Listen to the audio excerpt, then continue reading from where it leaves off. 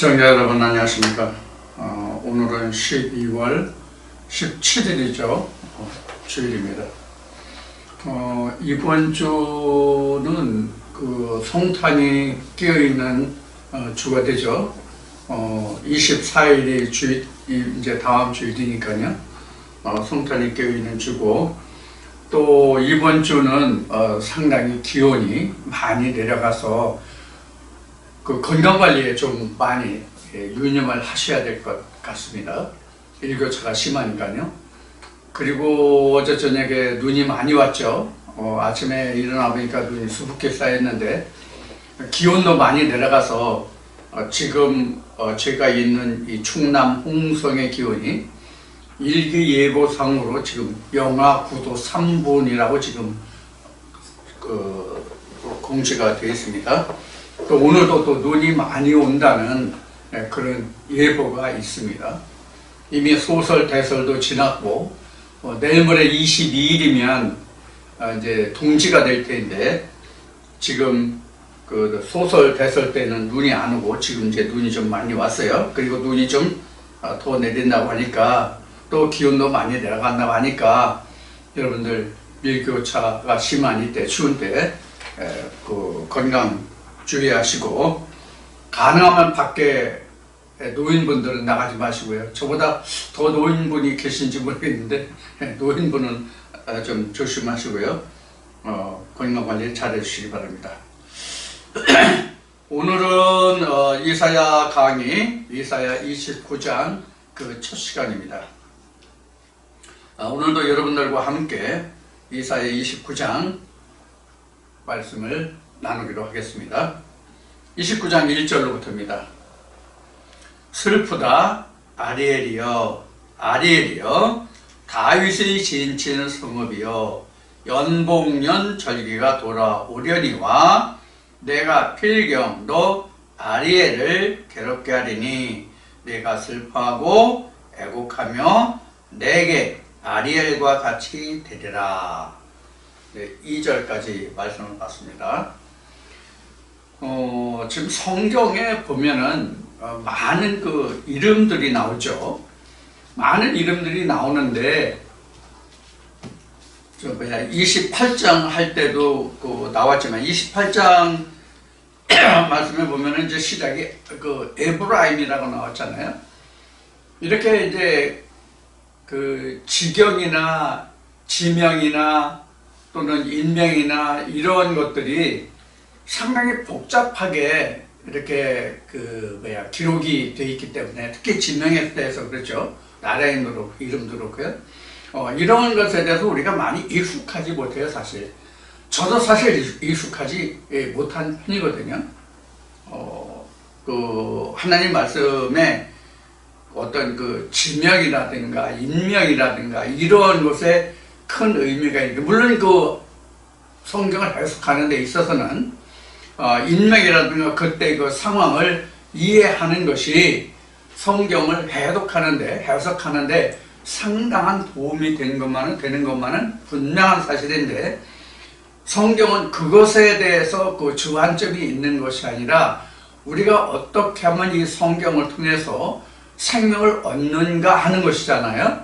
그것이 중요하기 때문에 저 같은 경우에는 이런 지명이나 이런 것에서 그렇게 많이 신경을 사실 안 썼어요. 근데 이제 이 이사야 같은 경우, 또 에레미야 같은 경우, 에레미야서 같은 경우, 이런 그 말씀에서 이제 이 지명, 나라명 이런 것들이 많이 닉네임이랄까? 사람 이름은 뭐 호도 있고 뭐 여러 가지 이름으로 옛날에는 불렸잖아요. 지금은 이제 그런 것이 없지만은, 그래서 성경에도 이제 그런 식으로 그 기록이 많이 되어 있기 때문에 그런 것에 대해서 좀 아는 것이 지금 말씀드린 것 같이 성경을 해석하는 데는 도움이 되는데, 생명을 놓고 봐서는 그렇게 중요한 부분을 차지하지 않기 때문에 그렇게 신경을 쓰지 않았었는데, 이제 이사야서를 하다 보니까 이런 것에 대해서 여러분들에게 설명을 드리지 않을 수가 없어요. 그래서 좀 이제 공부도 하고 좀 보게 됩니다. 여기에도 지금 28장에도 그 북이스라엘을 에브라임이라고 나왔잖아요. 또는 사마리아라고도 얘기하고요. 에브라임이라고도 얘기하고요. 또 이스라엘이라고 얘기하기도 하고요. 이제 성경에는 그렇게 나온다는 것을 여러분들에게 참고로 말씀을 드려왔으니까 이해를 하시길 바라고, 여기서도 지금 아리엘이라고 나왔는데 이 아리엘에 대해서는 제가 별도로 설명드리지 않아도 여러분들이 보시는 성경에도 아마 거기 설명이 나와 있을 겁니다. 그래서 아리엘은 예루살렘을 가리킨다라고 아마 해석이 나와 있을 거예요. 그래서 별도로 이것은 설명을 드릴 필요 없겠죠. 그래서 아리엘은 바로 예루살렘이다. 그러면 차라리 아리엘보다는 예루살렘이라는 뜻을 아는 게 더 나을 거예요. 아리엘은 예루살렘에 대한 다른 표현이다, 이렇게 우리가 알면 되고요. 예루살렘이라고 하는 것을 더 우리가 알 필요가 있을 것 같아요. 예루살렘이라는 것은 평화의 터전이라는 뜻입니다. 평화의 터전. 우리가 이제 지금도 이제 중동에 가면 살람이라는 그 말을 많이 하거든요. 이게 바로 평화, 우리나라 인사법 그러면 안녕하세요. 이제 이런 그 말뜻과 같아요. 살람 이런 게요. 그래서 이제 중동 같은 것은 보통 이제 만나서 서로 인사할 때 알라이쿰 살람 이렇게 하면 알라 신이 너에게 그 안녕 평안을 주기를 바란다. 그러니까 안녕하세요 그런 뜻이에요. 쉬운 얘기로 신의 가호가 있길 바라는 그런 이제 뜻으로 설명하면 되겠죠.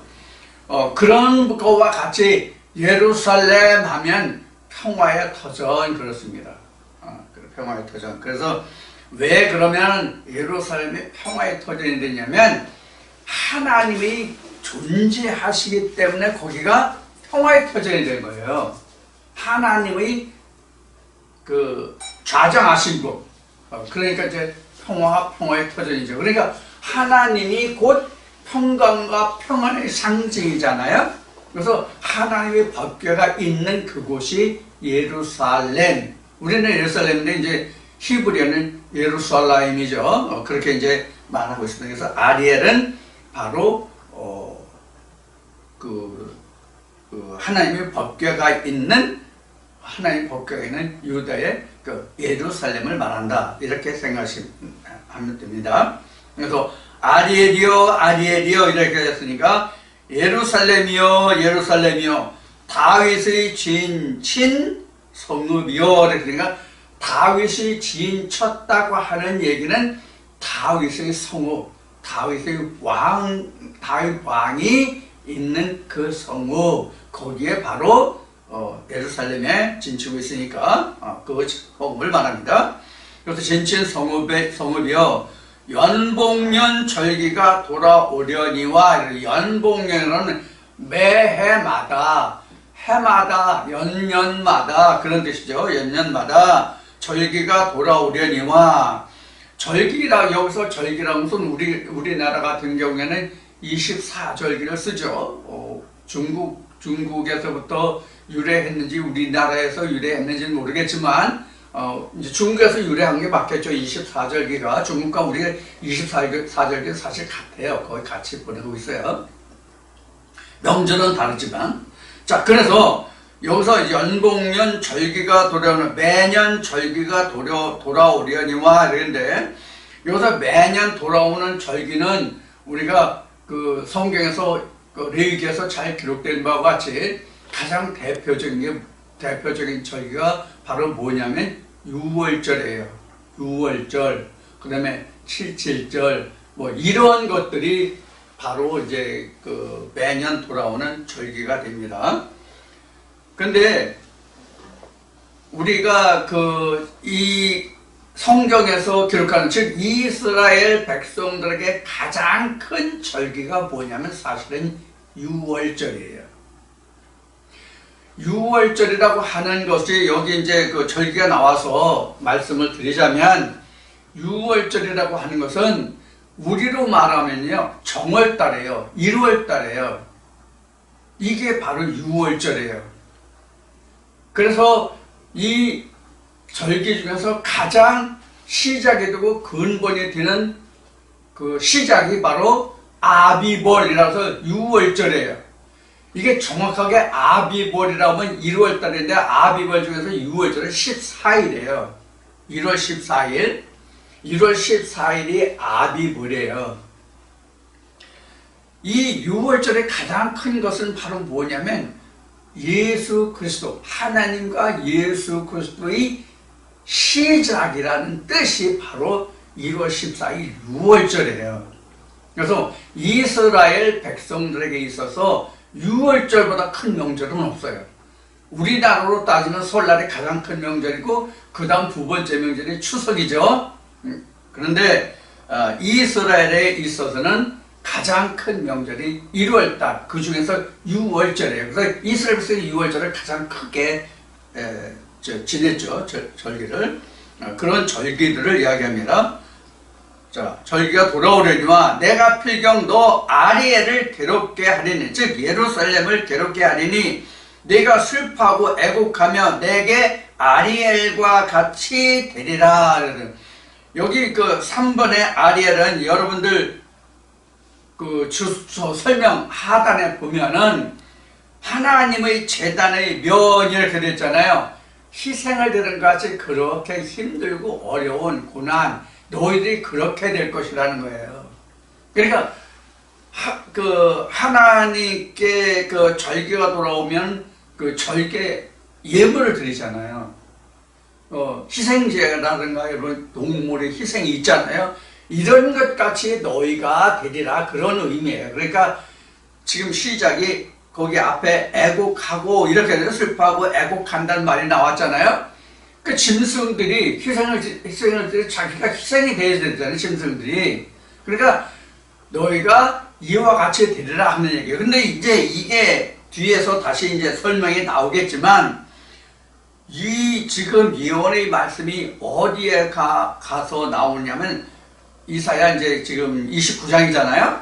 29장인데 36장인가 몇 장에 가면은 아수르의 사내립이 랍사게를 앞세워 가지고 예루살렘 성벽을 이렇게 포위하고 히브리 말로 그 하나님을 능욕하는 그런 말들을 하게 돼요. 이제 이런 것이 바로 이제 지금 여기서 이사야가 예루살렘이 그런 수치와 슬픔을 당하리라고 예언하고 있는 부분이에요. 이게 이제 에레미야서도 나오고 지금 이사야 공부하고 있으니까 이사야서도 나오는데 바로 그런 것들을 설명하고 있습니다. 이것은 뒤에 가서 다시 나오니까 설명을 그때 또 하기로 하겠습니다. 자, 그래서 군대로 너를 에워싸면 3절입니다. 3절에 보면은 내가 너를 사면으로 둘러 진을 치며 군대로 너를 에우며 대를 쌓아 너를 치리니 내가 낮아져서 땅에서 말하며 내 말소리가 나직히 티끌에서 날 것이라. 내 목소리가 신접한 자의 목소리 같이 땅에서 나며 내 말소리가 티끌에서 짓거리리라. 이렇게 나왔죠. 자, 그러면 여기서 3절에서 기록하기는 내가 너를 사면으로 둘러 진을 치며, 이것이 지금 방금 여러분들에게 말씀드린 아수르 왕 사네립이 랍사게를 보내서, 군대 장관 랍사게를 보내서 그 유다의 성벽을, 예루살렘 성벽을 둘러싸고 여싸고 하나님을 능력하면서 네가 하나님을 의뢰하는데, 야, 아수르가 의뢰하는 신보다 하나님이 더 크냐? 하나님이 너를 구원할 거라고 너는 굳게 믿고 있는데 너 그 말 믿지 마. 이런 식으로 이제 하나님을 능력하는 거예요. 그런 이제 내용들이 이제 이사야 36장에서 나온다는 얘기예요. 그래서 이런 면은 뒤에서 다시 설명드리겠다는 것을 지금 말씀을 드린 거예요. 자, 그래서 군대로 이렇게 너를 에워싸며 대를 쌓아 너를 치리니 내가 낮아져서, 이 낮아졌다는 얘기는 대응을 하지 못하고 그에 대해서 잠잠히 있는 그런 상태를 말합니다. 낮아서 땅에서 말하며 내 말소리가 나직히 티끌에서 날 것이라. 나지키 티끌에서 날 것이라 이랬는데, 이 티끌이 여러분들 그 창세기 2장 공부할 때 흙으로 사람을 지으시고 그 코에 생기를 불어넣으시니 이랬잖아요. 그 흙이라는 게 바로 티끌이에요. 그래서 에스겔에서도 그 많이 나오는 중에 그 티끌 중에 이런 말씀이 나오는데, 그게 바로 아파르예요. 이 아파르가 뭐냐면 많은 흙덩이 중에 한 가루, 한 부분을 얘기하는 거예요. 그러니까 이것은 티끌이라고 하는 것은 많은 사람들 중에 하나, 보잘것없는 어느 한 개개인, 이런 뜻이 바로 이 티끌이라는 의미예요. 그러니까 그 공개적으로 나타나서 큰 소리로 말하지 못하고, 그러니까 공개적으로 나타나서 큰 소리는 선전포고죠. 명령이나 이런 것이 되죠. 그런데 이제 그렇지 못하고 일부 사람들에서만 뭐 우리 쭈글쭈글 한다 뭐 그런 말이 있죠. 혼자 입속으로 뭐 중얼거린다 이런 그 말이 있잖아요, 우리 말에. 바로 그와 같이 그냥 잠잠한 속에서 자기 혼자만 그냥 얘기하다, 그냥 드러나지 않게 그냥 일부분적으로만 말하다, 이런 그 의미로 해석하면 맞을 거예요. 나지키 티끌에서 말한다. 그러니까 이제 이때 당시에 그 히스기야 왕이 그 유다 왕이었어요. 아수르 랍사게가 그 아수르게 그 랍사게가 와서 이야기할 때 바로 그때 당시에 유대 왕이 아마 히스기야인가 그럴 거예요. 그런데 여기에서 그 왕이 뭐 국내에서만 말하고 실제 그 국내 대신 그 랍사게한테는 실제로 드러나게 말하지 못하고 안에서만 했다는 의미가 바로 티끌에서 날 것이라 이렇게 말하는 거예요. 내 목소리가 신접한 자의 목소리 같이 땅에서 나며 내 말소리가 티끌에서 찌끄리라. 이게 바로 똑같은 의미입니다. 지금 설명드린 그런 얘기예요. 그러니까 우리 지금 여러분들, 제가 이 얘기하면 여러분들 이해하실 분이 몇 분이나, 알아들으실 분이 몇 분이나 계실지 모르겠는데, 제가 어렸을 때에 제 고향 충청도에서 쓰던 말 중에 어떤 말이 있냐면, 그 집안에서 큰 소리만 치고 밖에 나가서는 전혀 흔히 말하는 찍소리도 못하는, 그리고 집안에서 큰 소리만 치는 이런 그 사람을, 이런 나약한 사람을 두고 충청도에서는 뭐라고 표현했냐면 화대 밑에서 호랑이 잡는다, 이런 얘기를 했어요. 여러분 화대 아시나요? 이게 아마 표준어로 하면 회대일 거예요. 회대.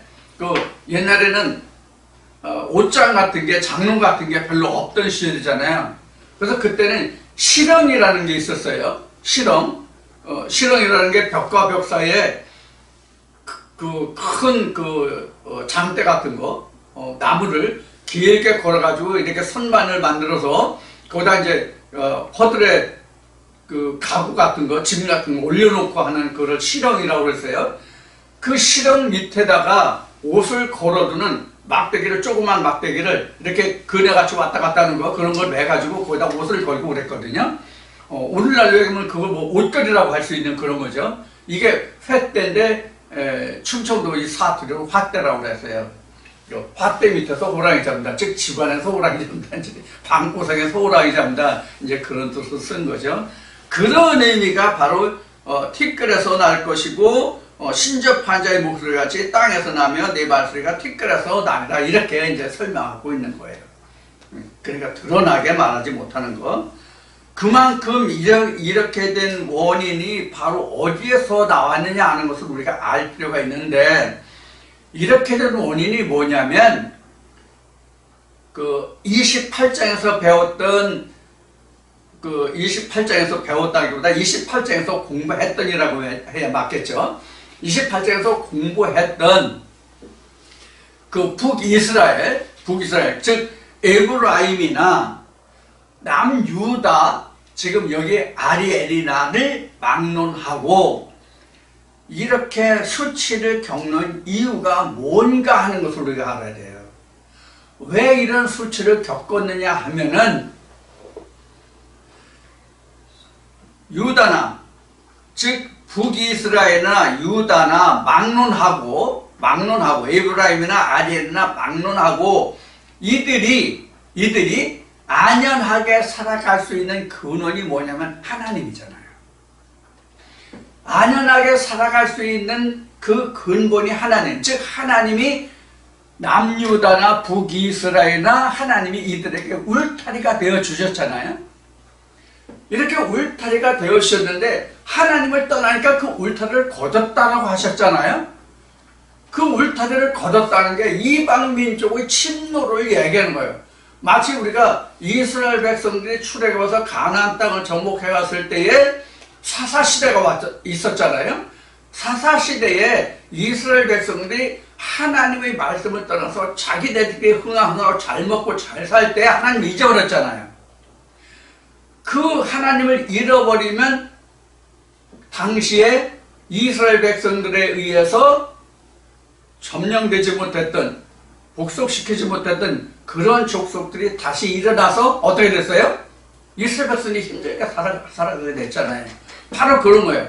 그래서 모든 평강과 평안의 근원은 하나님인데 하나님을 떠나서 이제 뒤에서 이제 30장, 31장에 떠나면 애굽으로 갔던 거예요. 하나님을 떠나서. 그러니까 하나님의 보호하심을 받지 못하니까 하나님이 오히려 아수르나 바벨론이나 애굽을 그들을 치게 하는 막대기로, 결론은 바벨론의 포로가 돼서 70년을 종살하게 되잖아요. 이게 이러한 원인이 어디서 나왔냐면 하나님을 떠났기 때문에 그렇단 말이에요. 가장 대표적인 것이 유다가 이렇게 하나님의 가르침을 떠나서 유다가 멸망하고 이스라엘 백성들이 바벨론의 포로가 돼가지고 그들이 결국 겪은 것이 뭐예요? 나라를 완전히 잃어버려서 거의 2000년, 3000년이니까 나라를 잃어버려가지고 그 나라의 형태가 없었잖아요. 이스라엘 자체가 없어졌잖아요. 지구촌에서. 그러다가 1948년에 이스라엘이 독립했죠. 이것이 다니엘의 예언에 나와 있는 부분이에요. 그래서 다니엘이 까무러쳤다는 의미가 바로 이런 의미입니다. 그들이 장차 당할 고통. 70일에가 70일으로 끝난 게 아니기 때문에 이제 이런 것들을 우리가 명심해야 됩니다. 그래서 하나님의 그 진노라고 하는 것은 우리가 하나님의 은혜를 입고 그 은혜에서 떠났다는 것은 히브리서에 기록된 말씀과 같이 다시 돌이켜 회개할 수 있는 길이 없거든요. 한번 은사를 맛보고 돌아서면. 그래서 오늘도 이제 이 예배 전에 기도를 올리면서 언급된 것이 뭐냐면 이 말씀에 이르렀다가 오늘까지 남아있지 못하고 떨어진 열매들, 그 영혼들이죠. 그런 열매들이 문득부터 생각나는 때가 많아요. 안타깝죠. 여기까지 이르렀다가. 그래서 여러분들도 지금 그 에브라임이나 아렐이 겪는 이러한 모든 일련의 일들을 지금 말씀드린 바와 같이 일련의 일들을 우리 각자의 마음에서도 잘 심어서 내가 하나님의 은사를 맛보고 하나님의 은사에서 떨어져 나가면 복음서에 있는 말씀으로 한다면 그 나중 형편이 전만 못하리라 하는 말씀이 있잖아요. 이런 것들을 잘 명심하셔서 여러분들 이 말씀을 굳건히 붙들고 여러분들이 하나님의 보좌에 이르는 그날까지 정말로 끝까지 이겨 승리하셔야 됩니다. 그렇지 않으면 그 어떤 영혼들보다도 더 혹독한 하나님의 벌에 처해진다는 것을 여러분들이 명심하셔야 됩니다. 이런 얘기를 이제 말하게 되면 지난날에 있었던 일이지만 저 목사는 사람들에게 너무 겁을 준다 뭐 이렇게 얘기를 했다는 얘기를 이제 나중에 듣고 또 듣게 되는데 절대로 그런 게 아니에요. 성경의 역사가 그렇기 때문에 하는 얘기예요. 여러분들 꼭 명심해 주시길 바라고. 자, 지금 4절까지를 봤어요. 5절부터 다시 보겠습니다. 그럴지라도 내 대적의 무리는 세미한 티끌 같겠고 강포한 자의 무리는 불려가는 겨와 같으리니 그 일이 경각간에 갑자기 이룰 것이라. 자, 하나님이 지금 아리엘이, 즉 예루살렘이 겪어야 할 슬프고 애곡하는 일들을 지금 말씀하셨잖아요. 이것이 결국 이제 이사 36장에 가면 또 에레미야서도 기록됐다고 말씀을 드렸죠. 이렇게 아수르가 예루살렘을 공격해서 예루살렘을 치려고 왔지만 하나님이 그들에게 화를 돌려서 그들이 유대 땅 예루살렘을 침공하시고 더 오히려 그들이 멸문지화를 입는 그러한 일을 하나님이 그들에게 행하세요.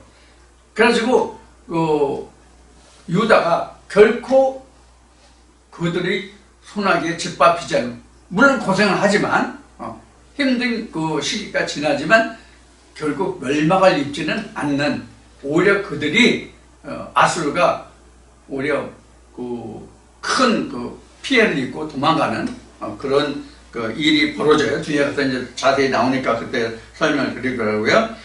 그런 것을 지금 여기 설명하고 있어요.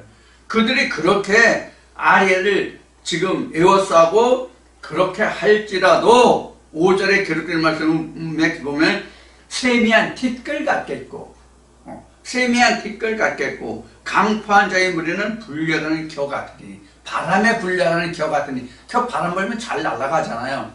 겨 같으니 그 일이 경각간에 갑자기 이룰 거예요. 이게 하룻밤 사이에 이루어지거든요.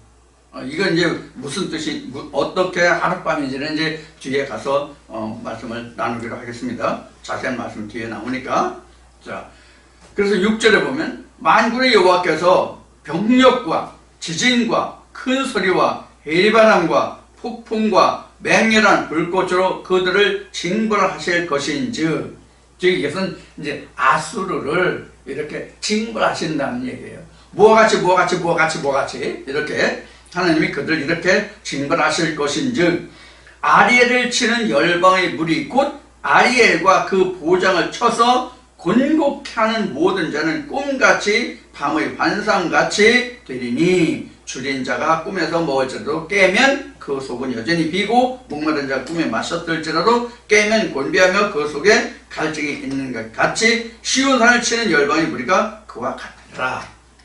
그러니까 하나님이 아리엘에 대해서, 즉 하나님을 배반하고 하나님의 말씀을 떠난 그들에게 진노하시지만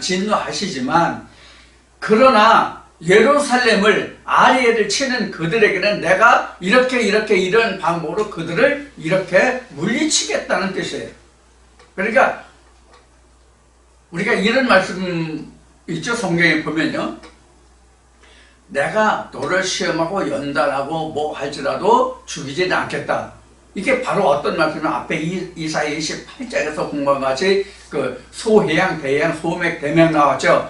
그들이 이것을 떨지라도 소해양은 작대로 도립대로 떨지 않고 몽둥 떨지 않고 이거도 소해양 소맥, 대맥을 떨지라도 술에 말발굽을 굴릴지라도 곡식을 부수냐 그렇지 않고 이게 다 하나님의 은혜로 산다, 이런 말씀이 나왔죠. 바로 이것을 말씀하시는 거예요.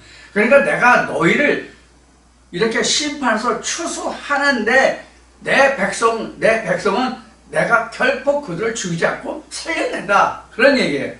이것을 쉬운 얘기로 한 예를 다시 들어서 성경에서 우리가 역사적인 교훈을 본다면, 하나님이 아브라함 때 소돔과 고모라를 멸망시키잖아요. 소돔과 고모라를 멸망시켰는데 아브라함이 하나님께 뭐라 그래요? 악인을 멸망시킬 때에 의인도 함께 멸망시키는 것이 이게 하나님의 뜻이냐라고 묻잖아요. 그러니까 하나님이 뭐라고 말씀하세요? 아니다. 악인을 멸망시킬 때 의인을 멸망시키지 않는다, 그런 얘기를 하시잖아요. 똑같은 거예요. 그런 얘기예요. 그래서 이제 지금 여기 이사야에서 아직 그 말씀이 안 나왔지만은 뒤에 나와요.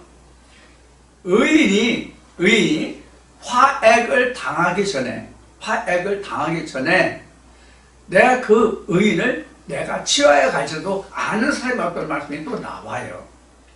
이렇게 하나님을 믿는 의인에 대해서는 어떠한 경우에도 그 영혼을 지켜주신다고요. 이것을 일반적으로 신학에서는 한 번 구원은 영원한 구원이다. 그래서 견인론을 이야기하는데 그것과는 다른 거예요. 그래서 다른 말씀, 이런 말씀을 증거하는 말씀이 많아요.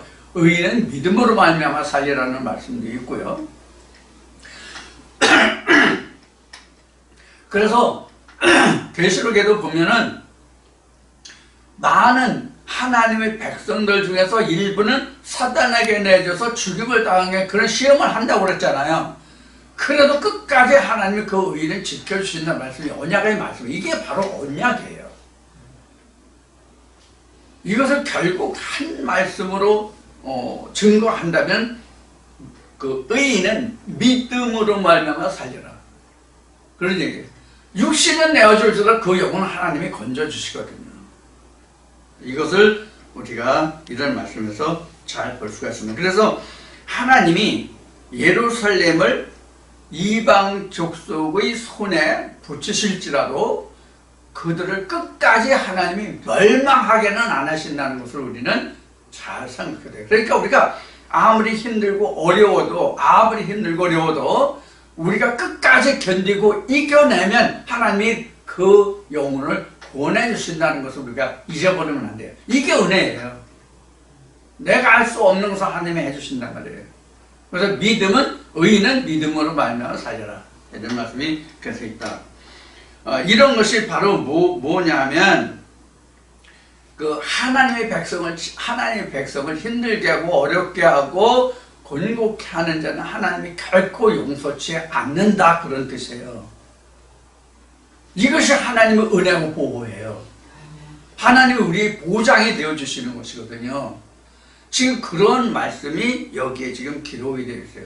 그래서 여러분들도 또 저도 마찬가지지만은 우리가 살아갈 때 인생이기 때문에 힘들고 어려운 일이 항상 우리에게 닥치잖아요.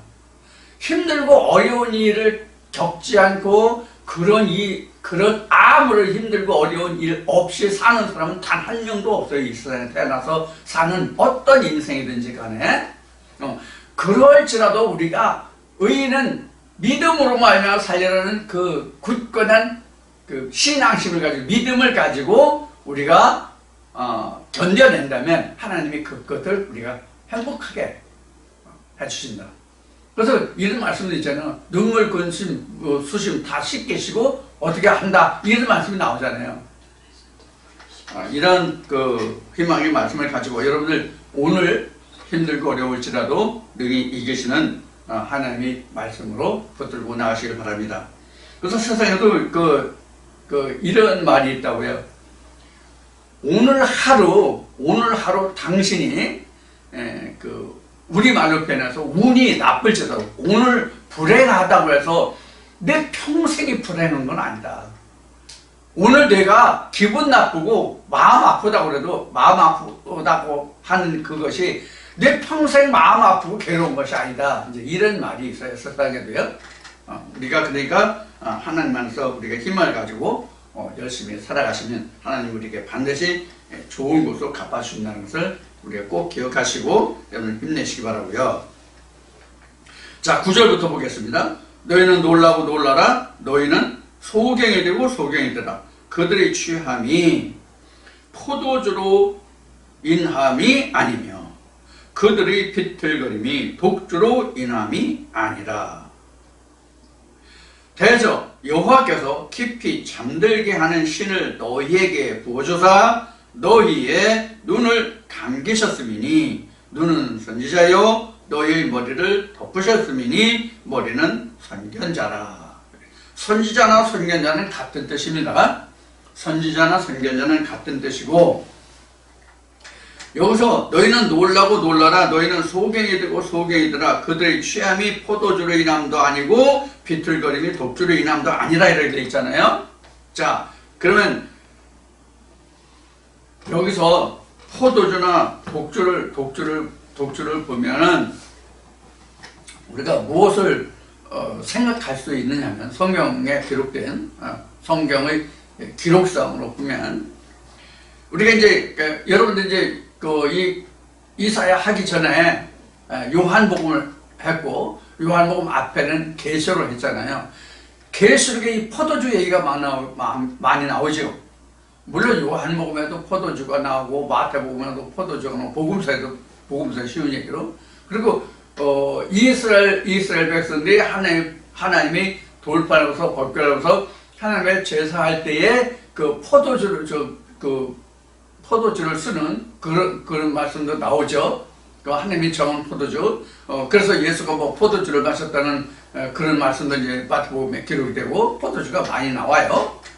포도주가 많이 나오는데 이 포도주의 상징은 무엇으로 우리가 볼 수 있냐면 요한계시록 그래서 말씀드린 건데 이 포도주는 하나님이 하나님의 백성에게 주는 생명을 얘기하는 거거든요. 가장 대표적인 것이 요한복음 14장 17장까지 그 고별 강화로가 했던 그 말씀에서 우리가 공부했듯이 이 포도주를 예수가 만찬 때 뭐라고 했어요? 이게 내 피다 그랬잖아요. 그럼 피는 뭐예요? 생명을 의미하잖아요. 이게 노아의 홍수심판의 창세기 6장에서 그 11장까지 기록되는 노아의 기록에서 포도주를 그 생명이라고 그 포도주를 피라고 얘기했단 말이에요. 결국은 자 피는 생명이라고 포도주를 얘기하나 피는 생명이라고 그랬단 말이에요. 근데 그 피를 예수는 자기의 피로 했고 그걸 포도주로 상징해서 얘기했잖아요. 포도는 예수의 상징이잖아요. 자, 그런 것을 여러분들이 연상하시면, 말씀들을 기억하시고 연상하시면, 여기서 포도주를 취함이 아니다. 이 얘기는 소경이 됐는데 그들이 왜 소경이 됐고, 그들이 취함이 왜 취냐면 포도를 취한 게 아니라는 얘기예요. 그러니까 포도주를 취했다는 얘기는 뭐냐면 하나님의 말씀으로 도취된 거, 하나님의 말씀으로 취한 것이 포도주에 취한 거예요. 근데 하나님의 말씀으로 취하지 않았다는 얘기예요. 그럼 요한계시록 말씀을 드리잖아요. 요한계시록 뭐예요? 진노의 포도주가 있잖아요. 진노의 포도주. 그럼 진노의 포도주라는 것이 뭐가 진노의 포도주예요? 뭐가 진노의 포도주인가 하면 신포도주가 진노의 포도주예요. 왜 신포도주가 진노의 포도주냐면 이사야 5장 신포도 나왔죠? 왜 신포도주가 진노의 포도주냐면 극상품의 포도에서 나온 열매가 아니기 때문에 말씀이 아니기 때문에 신포도주가 진노의 포도주예요. 그러니까 영혼을 죽이는 하나님의 말씀을 떠나서 전하는 그 모든 것들이 진노의 포도주예요. 하나님의 말씀을 떠났다는 얘기죠. 하나님 언약을 변개시켰다는 뜻이죠. 그래서 여기서 취함이 포도주로 인함도 아니고 그 비틀거림이 독주로 인함도 아니다. 이 독주는 그 성경에 나오는 게 소주가 나오죠. 소주. 이런 게 이제 독주예요. 독주라는 것은 우리가 어떻게 해석을 해야 되냐면요. 여러분 우리가 술 만드는 원리를 보면 술 만드는 독한 술을 어떻게 나오냐면 증발을 자꾸 시켜요. 한 번 걸러내고 한 번 증유시키고 증유시킨 것을 다시 증유시키고 증유시킨 것을 또 다시 증유시키고 쉬운 얘기로 독주라는 것은 불순물을 제거하고 제거한 게 바로 독주예요. 그리고 우리 세상에서 영양분이나 어떤 약 같은 거 한약 같은 거 보면 액기스라는 말 하잖아요. 이 알코올의 액기스가 독주예요. 그러니까 가장 정제된 말씀 우리가 독주라고 해야 맞아요. 가장 정제된 말씀. 그런 말씀을 취한 게 아니다는. 그러니까 그 바울이 이런 얘기를 했잖아요. 내가 미쳐도 온전하게 미쳤다는 얘기를 하잖아요. 이것이 바로 독주로 인한 거예요. 온전한 하나님의 말씀으로 취한 거예요. 그럼 내가 미쳐도 온전히 미친 거죠. 사람이 보기에 이게 비틀거리는 거로 보는 거예요. 왜 비틀거리는 거 보는 거예요? 여기서 비틀거린다 이 뜻이 어느 의미를 봐서 비틀거린다의 의미냐면은 리워야단 앞에 보였죠. 리워야단. 리오야단과 같다는 얘기예요. 누가 보기에 세상 사람들 보기에 리오야단 같은 거예요. 근데 그런 거 같지가 않다는 얘기예요. 그렇지 않다고 지금 안내님 말씀하시는 거예요. 너희가 진짜 포도주에 취한 것도 아니고 독주로 비틀거리는 것도 아니다. 그런 얘기예요. 자, 그러면 그 뒤에 설명을 어떻게 하고 있나 보자고요. 10절이잖아요. 10절 그 다음 9절이 그거니까. 그래서 왜 속이냐면 여호와께서 깊이 잠들게 하는 신을 줬어요. 잠들었다는 얘기는 뭐예요? 눈이 감기인 게 잠드는 거죠. 잠들으면 자기 의식이 없는 거죠. 자기 의식이 없다고 잠들면 여러분 잠들면 자기 의식이 있어요? 없잖아요.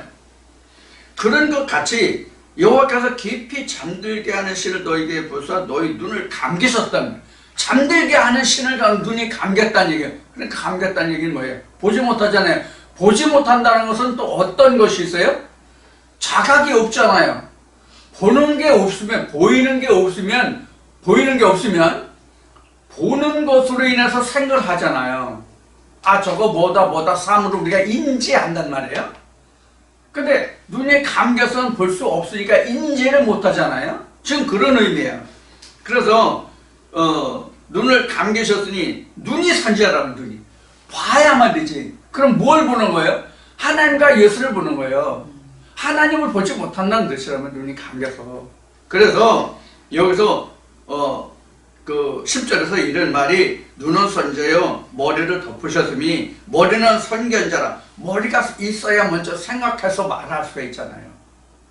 보지 못해서 인지 못하면 말할 게 없는 거란 말이에요. 이것을 말하는. 그럼 무엇을 못 봐요? 하나님을 못 보는 거예요. 하나님 이 상을 보지 못하는 거예요. 그것을 여기서 지금 말하고 있는.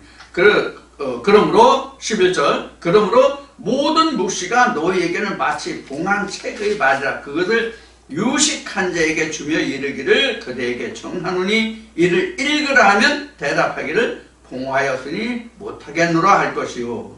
자, 여기서 유식한 자, 그 다음에 이제 한 줄 더 보고 있어요. 무식한 자가 그 다음에 나오니까 여기 유식한 자와 무식한 자가 나오거든요. 12절에 또 무식한 자에게 주며 이르기를 그대에게 청하노니 이를 읽으라 하면 대답하기를 나는 무식하다 할 것이라. 그러니까 유식한 자에게 이 책을 읽으라 하면 봉한 책이라고 얘기하고, 무식한 자에게 말하면 이걸 내가 배우지 않았으니까 읽지 못한다, 이런 뜻이, 이런 이제 의미잖아요. 자, 그러면 여기서 묵시라고 하는 말이 뭐냐면 하나님의 말씀, 성경을 이야기하는 거예요. 묵시가 하나님의 말씀을 얘기하는 거예요.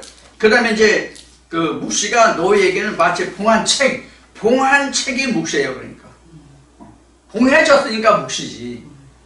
이 묵시란 말이 세페르로, 이게 그 성경 말씀을 영어로 얘기하면 스크립처, 다른 말로 하면 바이블이거든요. 스크립처, 바이블, 이런 뜻이거든요. 자, 그래서 이 유식한 자에게 하나님의 말씀을 놓고 이것을 좀 읽으라 그러면, 이걸 얘기해 달라고 그러면, 아, 이건 봉한 책이다. 봉한 책이다. 이 봉한 책이라는 말이 결국 이제 묵시가 되거든요. 아, 묵시 말씀이기 때문에 이거 우리 몰라. 감춰진 말씀이야, 비밀의 말씀이야, 쉬운 얘기로. 그래서 몰라. 이런 식이에요. 이런 뜻이에요. 그리고 무식한 자에게 주며 읽으라고 하니까 뭐라고 얘기하면 나는 무식하다 할 것이에요. 자, 그러면 유식과 무식은 뭘 말하냐? 유식은 풀어서 말하면 너는 신앙을 했잖냐? 넌 성경을 안 잤냐? 너는 하나님을 아는 자가 아니냐? 그러니까 이 말씀이 뭔지 말해봐. 그러면 아, 이건 묵시 말씀이야, 봉한 책이야. 그래서 몰라. 이거 우리 교회에서 겪는 거잖아요. 그동안 겪어봤던 거잖아요. 목사들에게, 아니면 먼저 다니는 사람들에게 이게 뭐야 물어보면 그거 다 알아서 찬감인가 믿으면 됩니다, 이런 식이거든요. 지금은 어떤지 모르겠어요. 제 경험을 말하는 거니까 이거 여러 동영상에 이제 언급이 돼 있을 텐데, 지금도 아마 신학이 변화되지 않았으니까 거의 대동소이하지 않을까 하는 생각을 해봅니다. 그런데 가끔 이제 유튜브에 나와 있는 동영상들을 들어보면 지금은 그래도 말씀이 많이 열려있는 것이 많이 들리더라고요. 열려있는 것이. 근데 이제 부분적이고 한정적이긴 해요. 그리고 앞뒤에 안 맞는, 부분적으로는 맞지만 창세기에서부터 요한계시록까지 말씀을 관통해 볼 때 관통되지 않는, 즉 첩경이 되지 않는 말씀이 많아서 그렇지 부분으로 보면 그래도 많이 깨어있는 목사들이 많더라고요. 이건 좋은 현상이에요. 이렇게 말씀이 깨어가야 돼요. 그래서 주의 백성이 눈을 떠가야 된다고 자꾸만. 그래서 제가 동영상 어딘가도 있겠지만 이 말씀을 음으로 양으로 보는 분들이 많을 거야 아마. 실제 구독자는 260명도 안 돼, 260명인가 안 되는데 별도로 이 말씀을 전해서 정기 구독을 안 하고 별도 전해서 듣는 분들이 많이 있을 거라는 예상을 해봐요. 제 나름대로의 생각이. 그래서 이런 말씀이 이렇게 전파되고 하다 보니까 많은 사람들이 이 성경의 본문의 원래 하나님의 언어로 돌아올 수 있는 그런 기회가 많이 주어질 거라고 봅니다. 이게 좋은 현상이에요. 자, 그래서 하나님의 나라가 빨리 오고 많은 영혼들이 하나님의 백성이 되는 그러한 일이 속히 일어났으면 좋겠어요. 그게 제가 바라는 거예요. 그래서 유식한 자, 즉 배운 자한테 신학을 한 사람이라고 이제 합시다. 신학을 한 사람한테 물으면 이거 말씀 묵시야. 성경에 감춰진 비밀의 말씀이야. 그러면 몰라. 이런 얘기란 말이에요. 그 다음에 이제 무식한 자는 신학을 안 했으니까 당연히 성경 모르죠. 내 신학을 안 했는데 어떻게 이 성경을 풀을 수 있겠어? 이랬단 말이에요. 자, 그럼 우리가 실제로 이 문제를 놓고 교회를 들여다보면, 각 교회를 들여다보면 목사 외에는 성경을 거의 다 풀이를 안 하잖아요. 목사 아니면 성경 풀이를 안 하잖아요. 그럼 여기서 우리가 짚어볼 게 있어요. 뭘 짚어보냐면 교회 다니는 사람 모두에게 뭐가 임했다고 말합니까? 성령이 임했다라고 말하잖아요. 성령이 임했다라고 말한다면 요한복음 14장에서 17장까지의 말씀을 보면 성령이 너에게 오면 성령의 모든 것을 다 어떻게 한다고 했어요? 가르쳐주고 기억나게 하고 생각나게 한다고 깨닫게 한다고 그랬잖아요. 가르친다고 했잖아요. 그럼 성령을 받았으면 하나님의 말씀이 풀어져야지. 성경 말씀이 풀어져야 되잖아요. 입으로 아무리 말씀이 어떻다 하고 묵고하고 입씨름해서 그 사람이 이긴다 할지라도 그것은 마치 사도행전에 기록한 아볼로와 같을 뿐이라고. 아볼로가 성령을 받기 전의 상태와 같다고. 아볼로가 성령이 없이도 유대인들과 성경을 겨뤄가지고 이겼잖아요. 그럼 뭐래 성령이 없는데. 그래서 바울과 그 사도들이 별도로 불러다가 어떻게 했어요? 성령에 대해서 가르쳤잖아요. 그러니까 우리는 자기 어떤 생각으로, 자기 지식으로 아니면 누구로부터 들어서 자기가 무엇을 아는 것과 같이 말하는 것은 이것은 굉장히 위험한 것이고 이것은 함부로 말할 성질의 것이 아니라는 것을 여러분들 명심하셔야 돼요. 그래서 가장 중요한 것은 무엇이 가장 중요하냐면 내가 빨리 성령의 역사를 이룰 수 있도록 내 안에서 성령의 역사를 이룰 수 있도록 성령을 삼하고 성령을 내 안에서 역사하게 하는 일이에요. 내가 무엇을 안다고 말하기 전에 가장 중요한 것은 성령이 내 안에서 역사하게 성령을 찾고 삼하고 성령으로 역사하게 하는 일을 하게 하는 거예요. 그래서 성령을 예언을 멸시 말고 성령을 소멸치 말라는 말씀이 있잖아요. 자, 이와 같이 우리는 성령이 모든 일을 하신다고.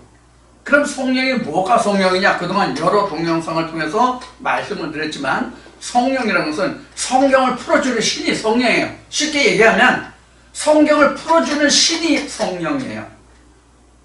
성경을 풀어주는 신이 있으면 여러분들 누구에게 가르침을 받는 게 아니라 누구를 가르쳐야, 즉 말씀을 증거하고 전해야 할 입장이에요.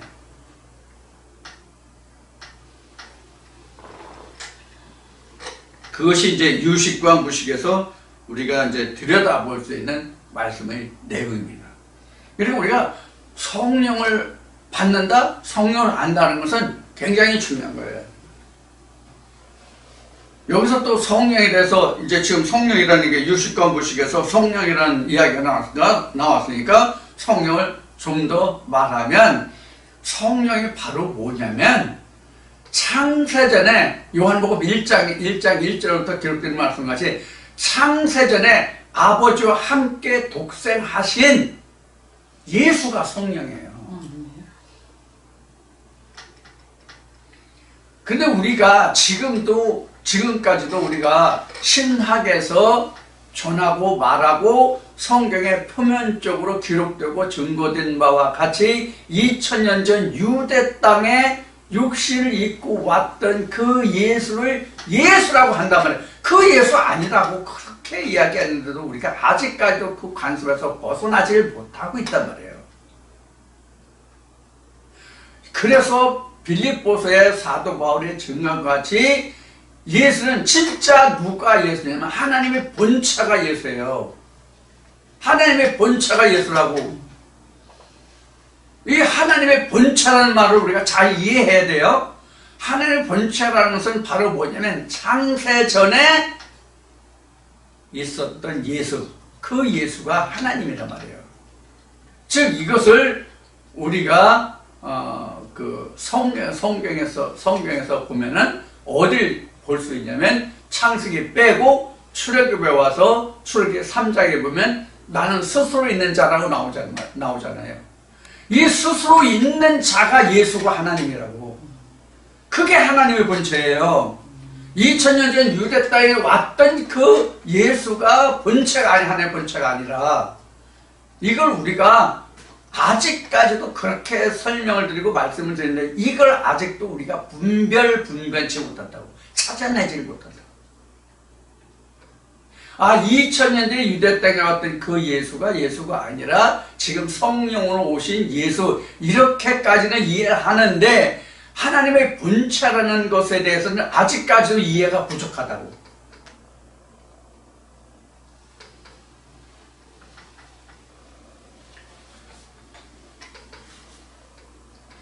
물론 여기서 이제 추가로 설명해서 첨언해서 말씀드린다면 요한복음 7장에 보면은 예수에 관해서 설명이 어떻게 되면 저가 배우지 아니하였는데 그를 아느냐 이런 말씀이 있죠. 그 말씀을 보면 그를 배우지 않았다는 얘기가 실제로 학교 다니지 않았다 이 뜻이 아니라 신학을 하지 않았는데 그를 아냐. 이 글이라는 것은 성경 세페르, 여기서는 그 봉한 책 세페르를 얘기하는 거거든요. 자, 이 세페르라는 것은 이제 두루마리인데 두루마리의 책을 이야기하는 거, 즉 성경을 이야기하는 거예요. 그럼 우리는 일반적으로 지금 이 말씀을 들으시는 분들은 어떠하실지 모르겠는데 우리가 현재 교회 다니는 사람들이나 또 세상 사람들은 신학을 하지 않으면 성경을, 즉 목사를 할 수 없다라고 그렇게 정의하고 있고 그렇게 알고 있잖아요. 그럼 우리가 이것을 성경으로 들어가서 보면 신학을 해서 하나님을 아는 사람은 단 한 명도 성경에 기록되지 않았어요. 오히려 신학을 하는 사람들이 하나님을 배반하고 예수 그리스도 십자가에 못 박았다는 증거는 성경에 분명히 기록되어 있어요. 이것이 무엇을 뜻하는지를 여러분들은 적어도 이 말씀을 들으시는 분들만이라도 이 말씀을 분명하게 확실하게 이해하고 깨달으셔야 합니다. 자, 이렇다 보니까 13절에 기록된 말씀과 같이 되는 거예요. 어떻게 되느냐?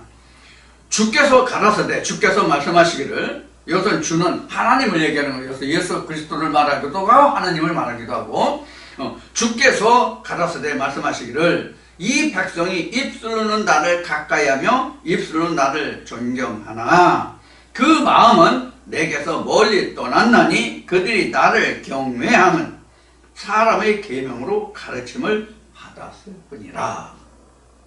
이게 하나님의 계명이 아니라 사람의 계명으로 나를 가르침을 받았다. 하나님의 계명을 사람의 계명으로 가르침을 받았다는 이 말은 뭐냐면, 유식한 자들이 봉한책이기 때문에 그 속의 것을 드러내 보이지 못했잖아요. 그러니까 뭘 얘기해요? 표면적 껍데기만 보고 이야기한다. 이 뜻이 바로 나를 경외하는데 입술만 경외하고 알맹이는 없다, 이 뜻이에요.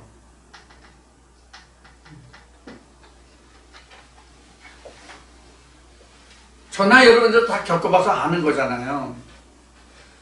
그래서 이 사람의 계명으로 가르침을 받았다는 것이 뭐냐면, 도적질 하지 말라, 살인하지 말라, 간음하지 말라 하면 여러분 어떻게 들으셨어요?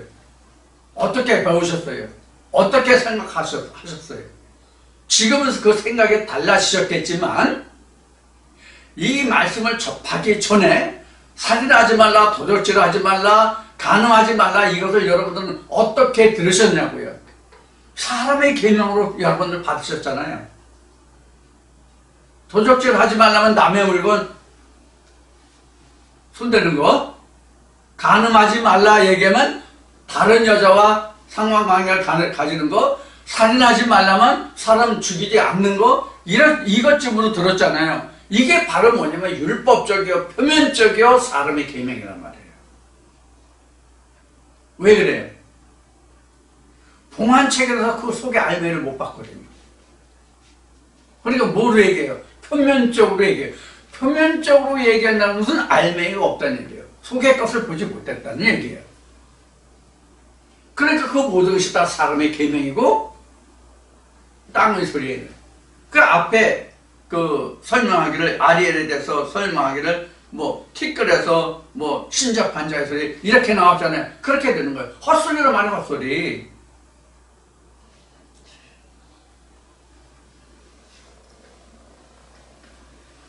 자, 이렇게 되다 보니까 이스라엘 백성들이 북이스라엘이나 에브라임이나 사마리아나 유다나 예루살렘이나 아리엘이나 똑같은 정체를 다 통틀어서 하나님의 치리를 받는, 하나님의 말씀으로 살아가는 그런 백성들이니까 이스라엘이잖아요. 주의 백성 이스라엘이라고 신명기에서 설명하고 있으니까. 자, 이런 이스라엘의 백성들이 하나님의 율법으로 나왔는데, 하나님의 법으로 나왔는데, 하나님의 법을 떠나서 세상의 것으로 가르친단 말이에요. 도덕적인 면으로 가르친단 말이에요. 세상의 교훈으로 가르친단 말이에요. 그래서 세상의 교훈으로 가르친 것 중에 가장 제가 많이 이야기했던 것 중에 하나가 뭐냐면 요셉의 꿈이에요. 소년이여 꿈을 가지라, 야망을 가지라. 꿈이 없으면, 야망이 없으면 그 인생은, 그 사람은 죽은 것이다. 이런 인간적인 교훈으로 가르치고 있단 말이에요. 그러니까 입술로는 하나님, 그들보다 하나님 더 잘 알고 하나님을 잘 섬기는 자들이 있어요, 없어요? 없어요. 사도 바울이 증거한 것과 똑같아요. 누구보다도 내가 조상의 연갑자들보다도 더 내가 조상의 유전에 열심히 했는데 다 개떡이었다, 헛거였다라고 고백하게 되는 게 바로 그런 거예요. 하나님 안에 들어오면. 그래서 이렇게 하나님이 여기서는 눈을 감기셨고, 그래서 꿈꾸는 자, 무자, 소경이 되고 벙어리가 되고 이렇게 했다는 뜻이거든요. 그럼 하나님이 진짜 눈을 감게 하셨어요? 하나님이 진짜 눈을 감게 하셨냐고? 아니거든요. 누가 그러세요? 인간 자체가 그런 거거든요. 인간 자체가 그런 거예요. 인간 자체가 그런 거라고. 그럼 왜 성경은 모두가 다 하나님이 하셨다고 성경은 기록하고 있느냐? 말씀이 성경이기 때문에 말씀을 떠나서 얘기하면 하나님이 그렇게 한 것이 되잖아요. 결국은 그런 의미예요. 하나님이 하신 게 아니에요. 인간이 그렇게 한 거예요. 자, 이제 여러분들과 함께 지금 이사야 29장 여러분들과 함께 지금 13절까지를 봤습니다. 그러니까 13절까지를 봤는데 우리가 신앙생활을 함에 있어서도 지금 성령이 교회를 하신 말씀, 즉 묵시를 풀어서 우리가 듣는 말씀과 묵시를 풀지 못하고 표면적으로 좁하는 말씀도 있잖아요. 우리에게도요. 그러면 우리가 묵시를 풀어서 속의 것을 드러낸 말씀을 듣고도 이것을 내가 바로 지켜가지 못하면 그 말씀이 나를 눈이 멀게 하는 거예요. 못 보게 하는 거예요. 이걸 하나님이 하셨다라고 하는 거라고. 그러니까 우리는 어떻게 하겠어요? 이 말씀을 듣고 깨달으려고 내가 노력을 해야 된다는 얘기가 되는 거예요. 어찌 보면. 이런 그 과정을 통해서 내가 하나님의 은혜 안에 들어가는 것입니다. 그래야만 우리가 성경에 기록된 말씀같이 너희 중에 하나님의 선지자가 있음을 알게 될 것이다라는 말씀이 그래서 있는 거예요. 자, 여기까지 말씀을 드리고 잠시 쉬었다가 다시